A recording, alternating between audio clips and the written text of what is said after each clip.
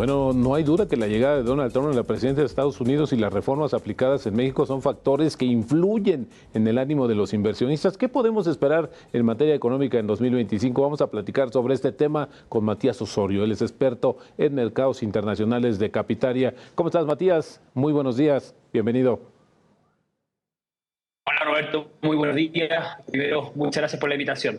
Oye, pues es un año bastante complicado, ¿no? La llegada de Donald Trump pues no solamente tiene preocupado a México, sino a todo el mundo. Ha hecho muchas amenazas a lo largo de su carrera hacia llegar nuevamente a la presidencia y se espera que, bueno, haga sendos anuncios. Pero de ahí, este elemento, ¿qué tan importante es para influir en los mercados financieros a partir del 2025?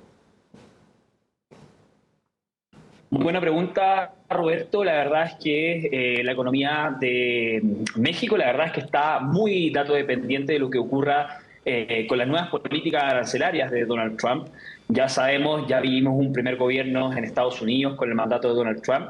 Y hoy día una de las principales preocupaciones que tiene el gobierno mexicano son la proyección de aranceles a todos los productos producidos en México y que se exporten también a Estados Unidos. Recordemos que el 68% de las exportaciones mexicanas van hacia Estados Unidos. Por ende, el riesgo, sobre todo del crecimiento del PIB, del empleo y de la inflación, va a depender mucho de la tónica y con la agresividad que Donald Trump evolucione con estas tasas. Pero fíjate que un tema interesante, tú conoces muy bien esta situación de la repercusión que puede tener la aplicación de los aranceles en Estados Unidos. Están preocupados los consumidores de que eso se les vaya a convertir en un tema inflacionario. Es más, de hecho, la propia Reserva Federal dijo, vamos a ver con más calma cómo viene el plan de gobierno del presidente Donald Trump para analizar la rapidez o no de la normalización de la política monetaria. Vaya que sí es un tema complicado, ¿no? Exactamente, Roberto. Hoy día recordemos que a nivel mundial estamos con una tónica de una política monetaria expansiva. ¿Qué significa eso? Para que nos entiendan en las casas, es que todos los países o la mayoría de los países, luego de las caídas de las tasas post-pandemia, se generó una hiperinflación, que claramente en México y en LATAM y en todo el mundo lo vivimos, luego de este consumo fuerte, generó una inflación bastante fuerte, lo que eso llevó a que hoy día los bancos centrales tengan las tasas entre el 7 y el 10%, en el 12% en el caso de México en su minuto, Chile, Colombia, etc. Y hoy día estamos en una época donde, con un proceso de alzas de tasas, los bancos centrales hoy día están con miradas bajistas en las tasas. El único país que no las ha bajado de manera agresiva en nuestro país, México.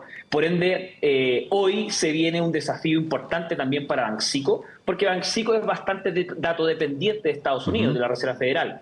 Por ende, hoy día con los riesgos que tenemos tanto en el panorama local, una posible reforma constitucional, recordemos, un cambio de gobierno, fuga de capitales, y además un cuarto factor que es la presidencia de Donald Trump. Eso podría generar incluso una mayor inflación, considerando que hace un par de meses atrás teníamos un dólar versus peso mexicano en torno a los 16.5 y hoy día en prácticamente 3 meses lo tenemos en torno a los 20.5 dólares por peso. Por lo tanto, pesos por dólar, perdón. Por lo tanto, recordemos que todos los productos importados dolarizados con un dólar más alto genera mayor inflación.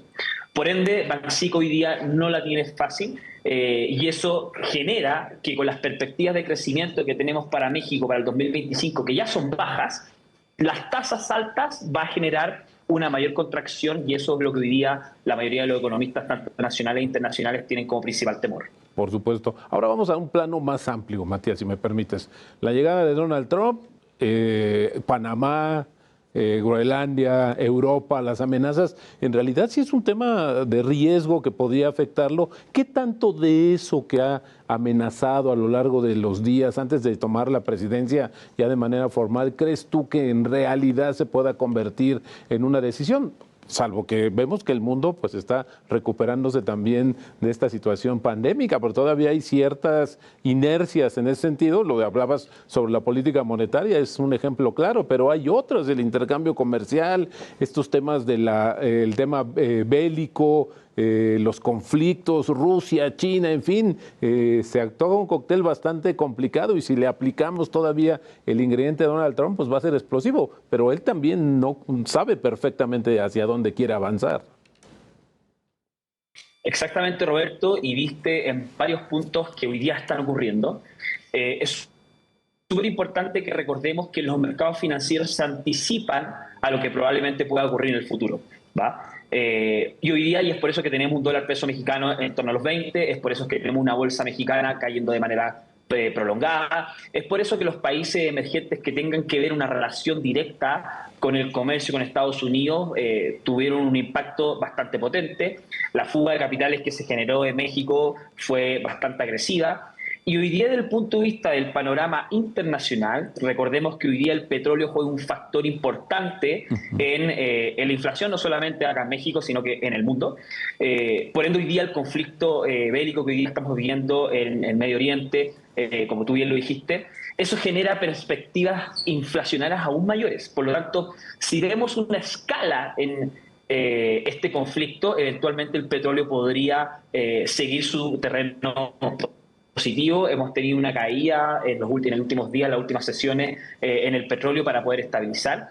Sin embargo, estos riesgos geopolíticos que no son controlables por los países ajenos, eventualmente puede generar una mayor inflación y eso repercutir, por supuesto, en la toma de decisiones de los bancos centrales. Claro. Ahora, Matías, cuando nos encontramos ante este panorama bastante complicado para el 2025, ¿qué hacer en ese sentido? En el sentido de visualizar, por ejemplo, hoy pues ya no había una proporción alta de efectivo, quizás recomendado en meses anteriores, o ya no se puede ir a deuda de renta fija porque ya está pagando menos, quizás apostarle hoy al mercado estadounidense en algunos sectores clave como la inteligencia artificial, la medicina, en fin. ¿Cómo ve este panorama? Porque al final del día los inversionistas siempre están buscando esas oportunidades y el costo más alto para ellos es quedarse sin hacer nada.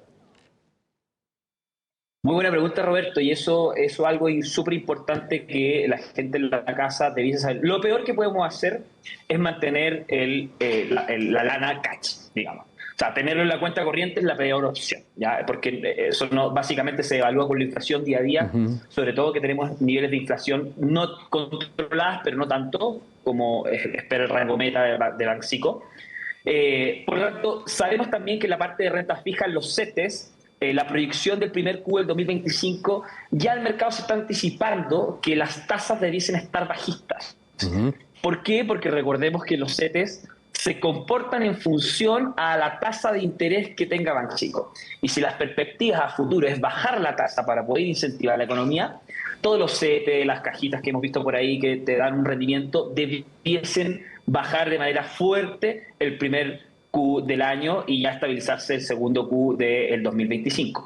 Por lo tanto, como opción en el mediano o largo plazo, quizás no es la mejor alternativa en renta fija. Yo hoy día especularía, lo que hacemos en Capitalia México, básicamente especular, como tú bien lo dijiste, Roberto, en ciertos tipos de acciones que con tasas bajas tienden a tener mayores rendimientos, como por ejemplo las empresas growth o de tecnología. Recordemos que las empresas de tecnología, y podemos meter ahí Nvidia, inteligencia artificial, como lo nombraste tú, Tesla, Amazon, las CETES magníficas básicamente, que ponderan aproximadamente el 20% de la capitalización bursátil de Standard Poor's 500, son empresas que se endeudan para crecer. Por lo tanto, una tasa baja en Estados Unidos genera una mayor inversión de crecimiento, se endeudan más con los bancos comerciales a un costo menor. Por ende, en periodos de baja de tasas, lo que yo estaría viendo hoy para poder invertir en el mediano o largo plazo sería el sector más growth de crecimiento de tecnología. Claro, y ese todavía no hay riesgo, Matías, por esto un poco para cerrar, porque luego muchos hablamos de o escuchamos hablar de esta burbuja que potencialmente se puede estar generando, los índices bursátiles de Estados Unidos no han dejado de marcar niveles récord, pero a diferencia de lo que pasó en .com, hoy parece ser que está más sustentado lo que está pasando con la inteligencia artificial, porque hoy hay un proceso ya de adaptación. Es difícil que regresemos atrás un poco con esta situación de la inteligencia artificial, a diferencia del .com. ¿Cómo lo ves tú? Qué buena analogía, Roberto, porque yo generalmente, para mí, esto no es una burbuja, porque acá hay fundamentos. La crisis.com que vivimos en el año 2000, literal, no tenía tantos fundamentos. Si bien las burbujas se basan en los ratios, en los PU, en los precios de utilidad de las acciones, que hoy día efectivamente están muy altos. Si nosotros vemos los PU de las empresas más grandes, sobre todo de inteligencia artificial, están más o menos en niveles de lo que vivimos en su minuto en la crisis.com. La gran diferencia, Roberto, es que hoy día, si alguien me podría decir o levantar la mano de que la inteligencia artificial llegó hasta acá, la verdad es que ahí tenemos otro discurso, tenemos para otro canal, digamos. Claro. La inteligencia artificial llegó para quedarse y estamos recién en pañales. Ha avanzado de manera tan fuerte que hoy día incluso nuestros hijos, hermanos chicos, ocupan para poder hacer sus tareas ChatGPT, para poder resolver ecuaciones matemáticas que a veces no. Por tanto, la inteligencia artificial no está en escala de los CEO y de las empresas grandes. Hoy día estamos viendo todos los escalones que se está ocupando inteligencia artificial y en todas las industrias. Por lo tanto, a mi gusto y a mi parecer, creo que esta industria debiese seguir creciendo en los próximos 4 o 5 años, por lo tanto le queda mucho camino por recorrer.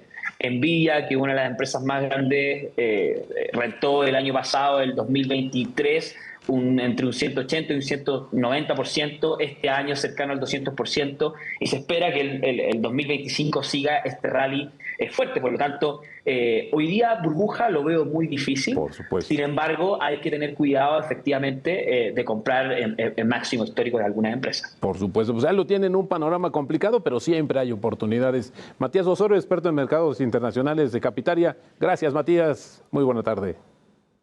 Muchas gracias, Roberto.